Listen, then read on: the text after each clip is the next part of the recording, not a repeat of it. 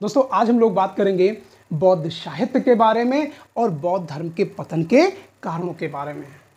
दोस्तों बौद्ध साहित्य की रचना इसीलिए की गई थी ताकि बौद्ध धर्म हजारों वर्षों तक चलता रहे। दोस्तों वह बौद्ध धर्म जो मौर्य सम्राट अशोक के समय संपूर्ण भारत में फैल चुका था, आखिर ऐसी क्या परिस्थितियां उत्पन्न हुई बौद्ध संघ में जिसके कारण हिंदुस्तान से बौद्ध धर्म धीरे धीरे विलुप्त होता गया।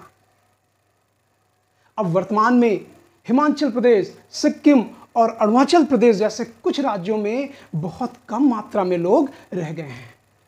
तो इन्हीं दोनों कारणों के बारे में हम लोग समझेंगे। सबसे पहले हम लोग बात करेंगे बौद्ध साहित्य के बारे में, उसके बाद हम बात करेंगे बौद्ध धर्म के पतन के कारणों के बारे में। दोस्तों पढ़ने से पहले हम आपको बताना चाहते हैं, जब हम किसी विशेष टॉपिक को उठाते हैं तो उसकी संपूर्ण जानकारी जब तक पूरी नहीं हो जाती है तब तक हम उस चैप्टर को क्लोज नहीं करते हैं। अर्थात अगर जैसे हमने बौद्ध धर्म उठाया तो उसमें बौद्ध धर्म के उद्भव के कारणों से लेकर पतन के कारणों तक डिटेल से चर्चा करते हुए, ताकि आपको बेहतर तरीके से बौद्ध धर्म समझ में आ जाए। इसके साथ साथ एक और महत्वपूर्ण बात यह है कि जो आप किसी अन्य संस्थानों से महंगे महंगे कोर्स खरीदते हैं वो आपको हमारे YouTube चैनल पे पूरी तरीके से फ्री उपलब्ध है। आप प्लेलिस्ट में जाइए और प्लेलिस्ट में आप देखेंगे पूर्णतः क्रम से टॉपिकों को रखा गया है ताकि छात्रों को कोई भी असुविधा ना हो। दोस्तों अगर आपको ये मेरे कार्य पसंद आ रहे हों और शिक्षा को बचाना चाहते हैं तो आप हमारे YouTube चैनल को सब्सक्राइब जरूर करें और अपने दोस्तों को शेयर करें, लाइक करें, कमेंट जरूर करें। तो दोस्तों सबसे पहले हम लोग बौद्ध साहित्य में देखते हैं। बौद्ध साहित्य में जो हमारा टॉपिक है वो है त्रिपिटक। तो आखिर त्रिपिटक क्या है इसके बारे में डिटेल से समझें। त्रिपिटक, इसमें बौद्ध धर्म के धार्मिक सिद्धांत संग्रहित हैं। पूछ लिया जाता है बौद्ध धर्म के धार्मिक सिद्धांत किसमें संग्रहित हैं, तो आपका पहला प्रश्न यहीं से कंप्लीट हो जाता है। त्रिपिटक में बौद्ध धर्म के साहित्य धार्मिक सिद्धांत संग्रहित हैं।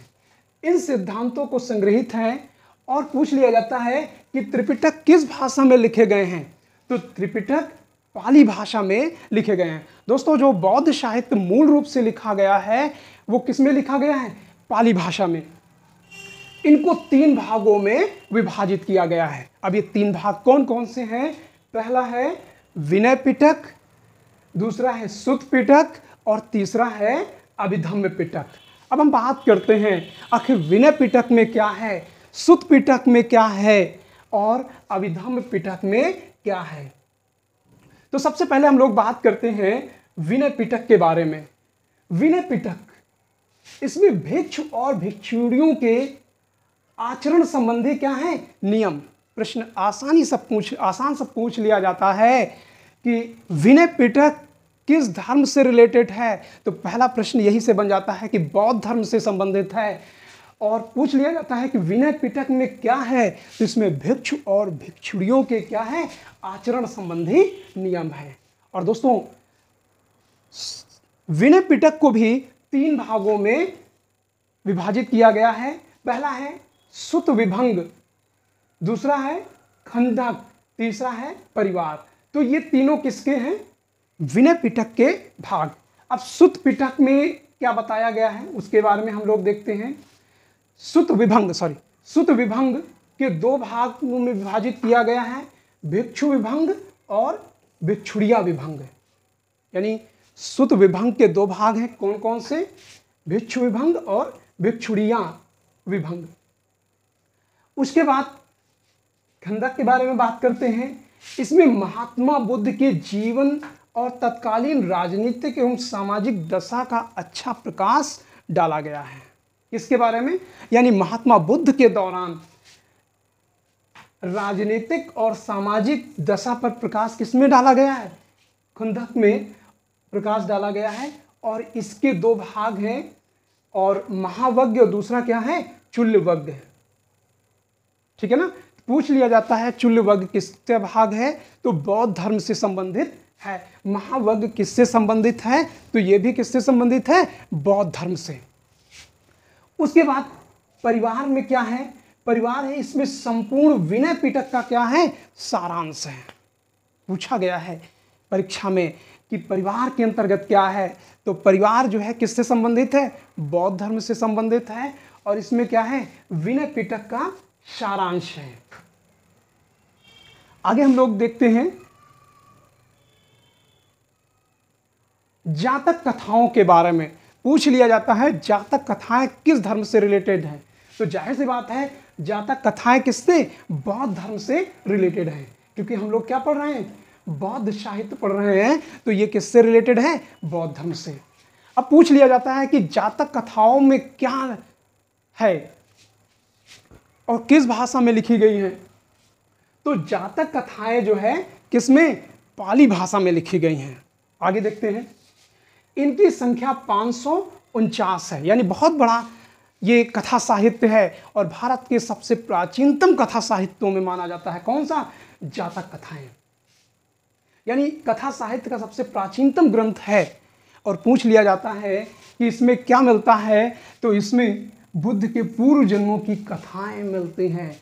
यानी महात्मा बुद्ध जन्म लेने से पहले, यानी जब बुद्ध का जन्म लिए उससे पहले भी उनके जन्मों के बारे में कथाएं मिलती हैं। संभवतः ये कपोल कल्पित कथाएं हो सकती हैं निश्चित रूप में। तो पूछ लिया जाता है कि महात्मा बुद्ध के पूर्व जन्मों की कथाएं किसमें मिलती हैं, तो जातक कथाओं में मिलती हैं। बहुत रिपीटेड प्रश्न है। अब अगला देखते हैं अट्ट कथाएं। पूछ लिया जाता है कि अट्ट कथाएं किस धर्म से रिलेटेड हैं, तो अट्ट कथाएं बौद्ध धर्म से रिलेटेड हैं। त्रिपिटकों के भाव के रूप में लिखी गई हैं। तीनों पिटकों की अपनी अट्ट कथाएं हैं। अब देखिए पूछ लिया जाता है विनय पिटक की अट्ट कथा का क्या नाम है, या पूछ लिया जाता है कि कुरुंदी किस पिटक से संबंधित है, तो कुरुंदी जो है किससे? विनय पिटक से संबंधित है। आगे देखते हैं, सुत पिटक की अट्ट कथा का नाम है महा अट्ट कथा और अभिधम्म पिटक की अट्ट कथा का नाम है महापच्चारी। तो इनमें से सबसे ज्यादा पूछा जाता है वो कौन सा है? कुरुंदी पूछा जाता है।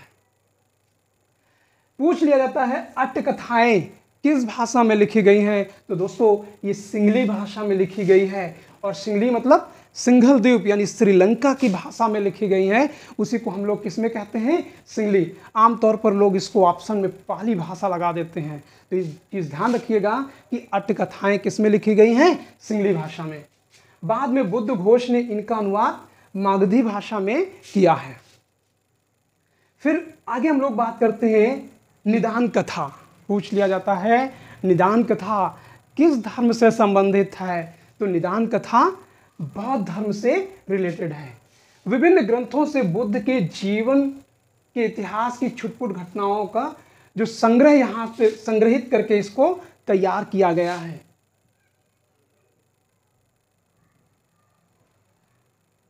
तो बुद्ध का जो जीवन परिचय है सर्वप्रथम निदान कथा में मिलता है। पूछ लिया जाता है महात्मा बुद्ध का जो जीवन परिचय है पहली बार किस में मिलता है, तो वो है निदान कथा। इसके 3 भाग हैं। कौन कौन से हैं? दूर निदान, अदूर निदान और तीसरा है सात्विक निदान। दूर निदान में क्या है? इसमें बुद्ध के पूर्व जन्मों का वर्णन है, जैसे जातक कथाओं में मिलता है। अदूर निदान में क्या मिलता है? इसमें बुद्ध को पुनः पृथ्वी पर जन्म लेने के लिए आग्रह किया गया है। बहुत आसान सा प्रश्न पूछ लिया जाता है कि किस ग्रंथ में महात्मा बुद्ध को पृथ्वी पर जन्म लेने के लिए आग्रह किया जाता है, तो वो कौन सा है? अदूर निदान। तीसरा है सात्विक निदान। सात्विक निदान के बारे में समझें। इसमें बौद्ध धर्म में सर्वप्रथम दीक्षित होने वाले तथा इनकी कथाएं पाली भाषा में लिखी गई हैं। यानी जो लोग बौद्ध धर्म ग्रहण किए हैं उनके बारे में जो लिखा मिलता है वो किसमें? सात्विक निदान में मिलता है। उसके बाद हम लोग बात करते हैं मिलिंद पन्हों। दोस्तों ये मिलिंद पन्हों के बारे में बहुत पूछा जाता है।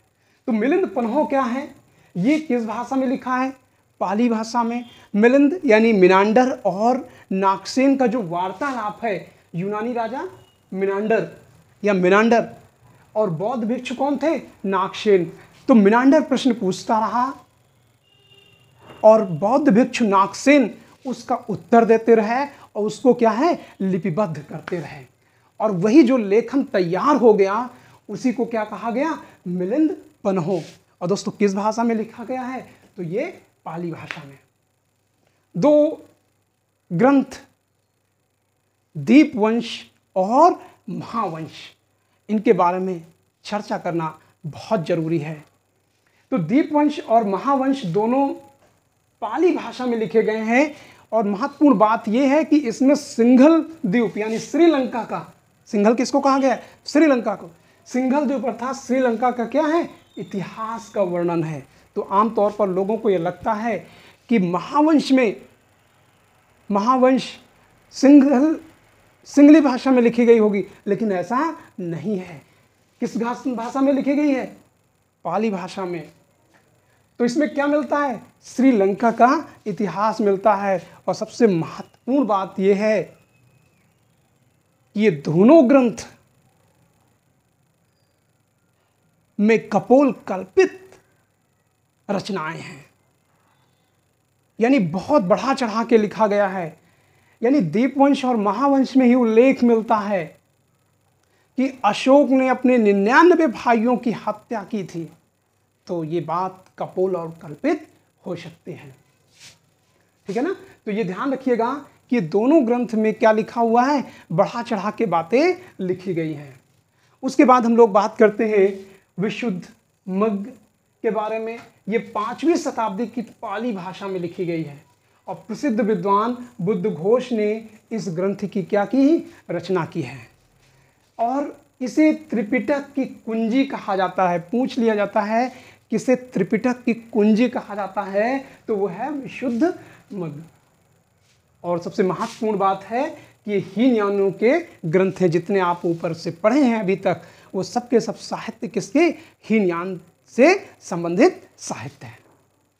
उसके बाद हम लोग बात करते हैं बौद्ध धर्म के जो संस्कृत भाषा में लिखे गए हैं। किस भाषा में, संस्कृत भाषा में। तो दोस्तों महायान के ज़्यादातर जो ग्रंथ लिखे गए हैं वो संस्कृत में लिखे गए हैं, क्योंकि महायान एक तरीके से जो ब्राह्मण बौद्ध धर्म में प्रवेश किए थे महात्मा बुद्ध के जाने के बाद, उन्होंने संस्कृत भाषा में जन भाषा को छोड़कर संस्कृत भाषा में अपने साहित्य को लिखा। तो जाहिर सी बात है महायान के ज़्यादातर जो ग्रंथ हैं वो किस में मिलते हैं, वो संस्कृत भाषा में मिलते हैं, ये ध्यान रखिएगा। और पहला रचना है बुद्ध चरित्र, और लिखा किसने, ये अश्वघोष द्वारा रचित है। पूछ लिया जाता है बुद्ध चरित्र किसने लिखा, तो बुद्ध चरित्र अश्वघोष ने लिखा। ये एक महाकाव्य है, इसमें महात्मा बुद्ध के जीवन वृत्तांत मिलता है। किसमें, बुद्ध चरित्र। जैसे रामचरित्र है वैसे बुद्ध चरित्र है। इसमें उनकी शिक्षाओं का वर्णन है। बुद्ध चरित्र को महाकाव्य अश्वघोष की कीर्ति स्तंभ माना गया है, यानी उनके अंदर जो कीर्ति थी उसका स्तंभ माना जाता है। किस ग्रंथ को, बुद्ध चरित्र को। इसमें इसे 28 सर्गों में क्या किया गया है, विभाजित किया गया है, लेकिन अद्यतन कितने, 17 ही प्राप्त होते हैं। बुद्ध के जीवन शैली का जो प्रथम अवतरण है बुद्ध के गर्भस्थ अवस्था से प्रारंभ होकर, जाहिर सी बात है बुद्ध चरित्र है तो महात्मा बुद्ध के जन्म से लेकर यानी गर्भस्थ अवस्था से प्रारंभ होकर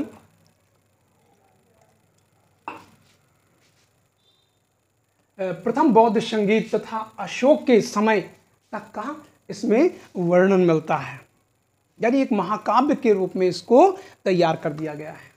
उसके बाद बात करते हैं महावस्तु के बारे में। यह ज्ञान, ये हीनयान, महायान होना चाहिए, नहीं हीनयान संप्रदाय का ग्रंथ है, लेकिन इसमें महायान की विशेषताएं क्या है, दिखाई पड़ती हैं। इसमें विशेष रूप से महात्मा बुद्ध के जीवन वृत्तांत है। ईसा की प्रथम 3 शताब्दियों में पाली भाषा और संस्कृत को मिलाकर एक नई भाषा चलाई गई और इसको मिश्रित संस्कृत कहा जाता है, यानी हाइब्रिड संस्कृत, जिसमें पाली और संस्कृत दोनों का उल्लेख मिलता है। उसके बाद हम लोग बात करते हैं ललित विस्तार के बारे में। आखिर ललित विस्तार क्या है? यह विशुद्ध महायान संप्रदाय का ग्रंथ है। इसमें महात्मा बुद्ध के गुणों का सविस्तार वर्णन है। ये रचना किसमें? संस्कृत भाषा में लिखी गई है और प्रकट किया गया है। एक तरीके से मिश्रण भी है इसमें मगध के और चरित्र के धार्मिक संस्करण की विद्या को ही हिजियोग्राफी की संज्ञा दी गई है। ललित विस्तार हुआ जिसमें प्राचीन लिपियों का क्या है? वर्णन है। एडविन अर्नोल्ड, जो आप 10th में एक रचना पढ़ते हैं, द लाइट ऑफ एशिया, यानी लाइट ऑफ एशिया जो आप पढ़ते हैं, वो रचना किसकी है? एडविन अर्नोल्ड की है। उसमें महात्मा बुद्ध का जो वर्णन किया गया है वो ललित विस्तार पर आधारित है। इसमें महात्मा बुद्ध को देवता माना गया है। क्या माना गया है? देवता माना गया है। इसमें ललित विस्तार की रचयिता कौन है? हरिभद्र सूरि है। पूछ लिया जाता है प्रश्न कि ललित विस्तार के रचनाकार कौन है, तो वो है हरिभद्र सूरि। महायान संप्रदाय के ग्रंथ महायान सूक्त के रूप में संस्कृत भाषा में लिखे गए हैं, जिसके मुख्य ग्रंथ निम्नलिखित हैं। यानी जितने भी महायान संप्रदाय के ग्रंथ हैं किस भाषा में लिखे गए हैं? संस्कृत भाषा में लिखे गए हैं। जिसमें पहला ग्रंथ है अष्टसहस्त्रिका। पूछ लिया जाता है ये किस धर्म से रिलेटेड है, तो ये बौद्ध धर्म से रिलेटेड है। प्रज्ञा परमिता, सधर्म पुंडरीक, सुवर्ण प्रभास, ये सारे के सारे ग्रंथ महायान संप्रदाय से संबंधित हैं। इनमें से गौड़व्यू, गतहुयक, समाधिराज, भूमीश्वर, ये सारे के सारे किससे संबंधित हैं? महायान से संबंधित हैं। पूछ लिया जाता है इनमें कौन सा ग्रंथ हीनयान से संबंधित है और कौन सा महायान से। तो जितने बाद के बताए हैं संस्कृत भाषा में लिखे गए हैं वो सारे के सारे ग्रंथ किससे संबंधित हैं? महायान से संबंधित है। आगे हम लोग देखते हैं थेरी गाथा। थेर गाथा और थेरी गाथा में क्या है? भिक्षु और भिक्षुणियों के निर्मित क्या है? कथाएं संग्रहित हैं। और सबसे महत्वपूर्ण बात है कि थेरी गाथा में 32 कवित्रियों की कविताएं क्या हैं? संग्रहित हैं। अब ये पूछ लिया जाता है इसकी संख्या, तो याद रखिए क्या मानव के दांत कितने होते हैं? 32। तो थेरी गाथा में महिलाओं से संबंधित है और इसमें कवित्रियों की संख्या कितनी है? 32। इसमें स्त्रियों के संन्यास की अनुभूति के रूप में भारतीय इतिहास के उपलब्ध प्राचीनतम रचना है। आगे हम लोग देखते हैं जिसका संकलन का श्रेय नारियों को दिया जाता है। यानी एक ऐसा ग्रंथ है जिसकी रचना किसने किया? महिलाओं ने किया। इसमें श्रावस्ती की एक उपासिका उब्री, ये आपका असिस्टेंट प्रोफेसर में प्रश्न पूछा गया था, उब्री कहाँ की निवासी थी? तो उब्री श्रावस्ती की निवासी थी। तथा कपिलवस्तु की एक शाक्य महिला मित्र की युद्ध संबंधी क्या है? गीत हैं। इसमें 73 गीतों का क्या है? संग्रह है। तो इस तरीके से यहाँ कई सारे ऐसे प्रश्न पूछे जाते हैं। उसके बाद हम लोग बात करते हैं धम्मपद के बारे में। चीनी त्रिपिटकों के इसके अनुवाद मिलते हैं। इसमें बौद्ध धर्म की गीता कहते हैं। इसे क्या कहा जाता है? बौद्ध धर्म की गीता। पूछ लिया जाता है कि बौद्ध धर्म की गीता किसे कहा जाता है, तो वो है धम्मपद। बुद्ध घोष ने विशुद्ध मग्गा, सामंत पाशादिक, सुमंगल विलासिनी और पंचसूदनी, मनु रथपूर्थ आदि ग्रंथों की क्या की? रचना की। पूछ लिया जाता है बुद्ध घोष की कौन सी रचना नहीं है, तो ये सारे के सारी रचनाएं किसकी हैं? बुद्ध घोष की। आपका क्वेश्चन यहां से छूट नहीं सकता है। आइए आगे देखते हैं। चंद्रगोमिन, इन्होंने नीलचंद व्याकरण नामक ग्रंथ की रचना की और पूछ लिया जाता है ये किस धर्म से संबंधित है, तो दोस्तों ये भी बौद्ध धर्म से रिलेटेड है। कौन सा? चंद्रगोमिन।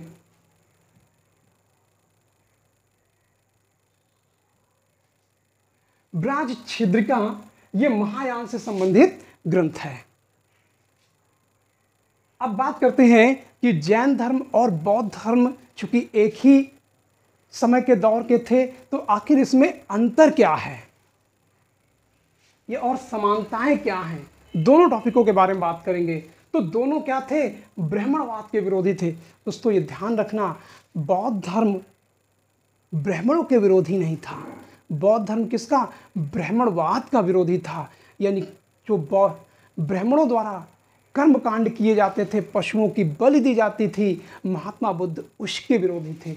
तो ब्राह्मणवाद का विरोधी कौन था? जैन और बौद्ध दोनों थे।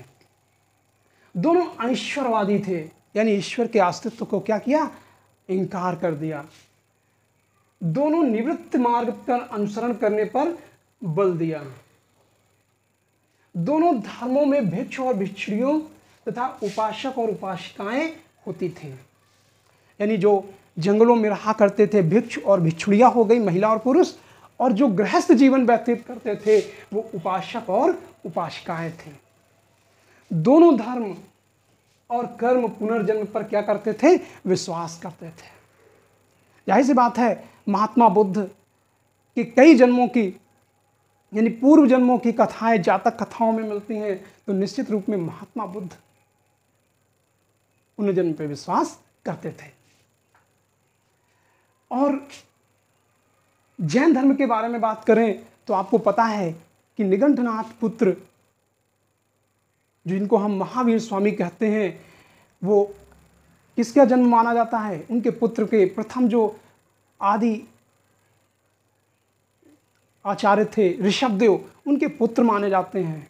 तो इस तरीके से उनका जन्म ही माना जाता है। यानी दोनों कर्म और पुनर्जन्म क्या करते थे? विश्वास करते थे। दोनों धर्म में मानवता पर बल दिया गया है। उनके सिद्धांत ही आधारित किस पर हैं? धर्म पर है, मानवता के आधार पर है। दोनों धर्मों में अहिंसा एवं आचरण पर बल दिया गया है। जैन धर्म में आचरण पर और अहिंसा पर, खासकर अहिंसा पर इतना ज़्यादा बल दे दिया गया कि आम लोग, खासकर किसान लोग, जैन धर्म मानने से इनकार कर दिए, क्योंकि वो खेती करेंगे तो निश्चित रूप में कहीं ना कहीं हिंसा जरूर होगी। तो दोनों धर्म अहिंसा पर बल देते हैं और आचरण पर बल देते हैं।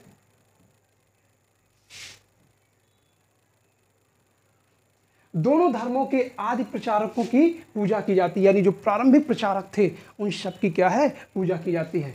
दोनों धर्मों के प्रारंभिक साहित्य जन भाषा में और बाद में क्या है? संस्कृत भाषा में लिखते गए, क्योंकि धीरे धीरे ब्राह्मणों ने भी जैन धर्म और बौद्ध धर्म स्वीकार किया।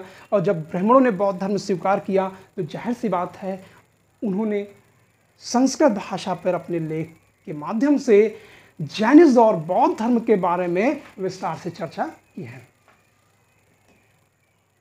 अब हम लोग बात करते हैं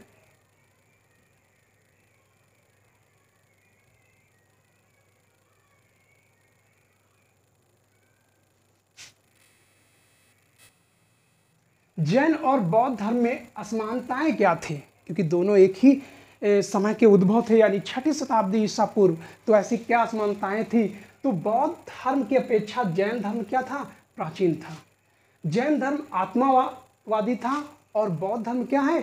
अनात्मवादी था। जैन धर्म काया क्लेश पर बल देता था, यानी भूख, प्यास और गर्मी, ठंडी सहन करने की क्षमता होनी चाहिए। किसमें कहा गया है? जैन धर्म में। लेकिन बौद्ध धर्म क्या कहता है? मध्यम मार्ग पर चलने पर बल देता है। अब बौद्ध धर्म के उत्कर्ष के कारण क्या थे प्रारंभ में? क्योंकि बौद्ध धर्म का राजश्रय क्या प्राप्त हुआ, यानी प्रारंभिक बहुत सारे राजाओं ने प्रश्रय दिया। महात्मा बुद्ध गए उनके राज्य में और बौद्ध धर्म का प्रचार प्रसार किया। चारों वर्णों का सहयोग, यानी ब्राह्मण, क्षत्रिय, वैश्य और शूद्र, सबने बौद्ध धर्म को क्या किया? स्वीकार किया। यानी बौद्ध धर्म ब्राह्मणों ने भी क्या किया? स्वीकार किया। क्योंकि जो मानव जीवन के मोक्ष को लेकर लालायित थे कि दुनिया से मोह माया से मुक्ति मिले, उन ब्राह्मणों ने क्या? बौद्ध धर्म को सहयोग आत्मसात किया, आम जनता द्वारा भी इनको स्वीकार किया गया। सारिपुत्र और मौदगल्यन ये ब्राह्मण धर्म के कट्टर अनुयायी थे, परंतु बाद में बुद्ध के क्या हो गए, शिष्य बन गए। प्रारंभ में प्रारंभिक क्षेत्र मगध का होना यहाँ के ब्राह्मण धर्म का विकास नहीं हो सका था। अब प्रारंभिक क्षेत्र इनका कौन सा था, मगध था, और मगध में बौद्ध धर्म का बहुत ज़्यादा प्रचार प्रसार, ब्राह्मणवाद का प्रचार प्रसार नहीं हो सका, और इसीलिए बौद्ध धर्म को फलने फूलने का पूरा मौका मिला। कहाँ से, मगध में। प्रचार की जो भाषा थी इनकी जन भाषा थी, यानी महात्मा बुद्ध ने और जैन धर्म के महावीर स्वामी दोनों ने जन भाषाओं में प्रचार प्रसार किया, और जन भाषा जो है लोगों को बड़ी आसानी से समझ में आ जाती थी। संस्कृत जैसे साहित्य को समझना इतना आसान नहीं था। यहाँ पर ब्राह्मण धर्म का विकास नहीं हुआ था। आगे देखते हैं। प्रचार प्रसार में जन भाषा का प्रयोग हुआ। बुद्ध का चतुर्मुखी व्यक्तित्व, यानी वाकई में महात्मा बुद्ध का व्यक्तित्व इतना बेहतरीन था, जो भी उनके सामने आया वो नतमस्तक हो गया और उनकी शरण में चला गया। बुद्धम शरणम गच्छामि। संघ के माध्यम से, यानी एक संगठन बना के बौद्ध धर्म का क्या किया, प्रचार प्रसार किया। और धर्म का सरलीकरण, यानी बहुत ज़्यादा जटिल यज्ञ करना, ऐसा कुछ नहीं था। मोह माया अहंकार इन सब चीज़ों को छोड़ना, यही क्या था, बौद्ध धर्म से। इन्हीं के कारणों से जब समाप्त हो गए तो बौद्ध धर्म का क्या हो गया, पतन। यानी जब ये सारे कारण समाप्त हो गए तो बौद्ध धर्म के पतन की शुरुआत हो जाती है। आइए हम लोग देखते हैं कि आखिर वो बौद्ध धर्म के पतन के कारण कौन से थे। देखिए, प्रारंभ में आपने देखा कि बौद्ध धर्म में राजाओं ने प्रश्रय दिया, चाहे वो अजातशत्रु हो या उनके पिता बिंबिसार या कौशल के राजा प्रसेनजीत, सबने बौद्ध धर्म को प्रचार प्रसार किया। यहाँ तक कि तक्षशिला के शासक तक बौद्ध धर्म के अनुयायी बने। तो जाहिर सी बात है, और बाद में यही राजाओं का प्रश्रय नहीं मिल पाया। अशोक तो पूरी तरीके से बौद्ध धर्म में लीन हो चुका था। बौद्ध धर्म के कर्मकांड का प्रवेश हो गया, यानी बौद्ध धर्म ने जिन कर्मकांडों को लेकर विरोध किया था, जिसके कारण महात्मा बुद्ध का उद्भव हुआ कर्मकांडों को लेकर, वही कर्मकांड बौद्ध धर्म में प्रवेश कर गए, और जाहिर सी बात है पतन होना तो तय था। ब्राह्मण धर्म का बदला स्वरूप, यानी धीरे धीरे ब्राह्मणों ने भी अपनी गलतियों में सुधार किया, और स्मृति ग्रंथों में पशुपालन निषेध, ये क्या लिखा, ये मिस्टेक लाइन है, जन भाषा के स्थान पर संस्कृत भाषा का प्रयोग करने लगे। कौन, बौद्ध साहित्य में। तो संस्कृत किसको समझ में आएगी, और जब समझ में नहीं आएगा तो उसको यूज कौन करेगा। तो जाहिर सी बात है बौद्ध धर्म के पतन कारणों में से एक था प्रभावशाली व्यक्तित्व का अभाव, यानी महात्मा बुद्ध जैसे लोग जो प्रभावशाली थे वो दोबारा उत्पन्न ही नहीं हुए। परिणाम स्वरूप क्या हुआ कि बौद्ध धर्म का प्रचार प्रसार उतना नहीं हो पाया, और हिंदू धर्म में शंकराचार्य ने क्या किया, हिंदू धर्म का पुनरुत्थान किया।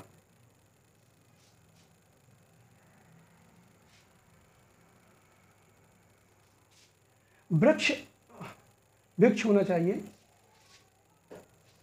भिक्षु और भिक्षुणियों का विलासी हो जाना, ये भिक्षु है। भिक्षु और भिक्षुणियों का क्या है, विलासी प्रवृत्ति हो जाना, ये पतन के कारणों में से एक था। संघ द्वारा बड़ी मात्रा में धन को क्या किया गया, स्वीकार किया जाने लगा। आइए लाइए बहुत सारा धन, तो प्रमुख के पतन का कारण बना। बौद्ध धर्म में क्या हो गई, फूट पड़ गई, नए नए विचार उत्पन्न होने लगे, तंत्रवाद का जन्म हो गया।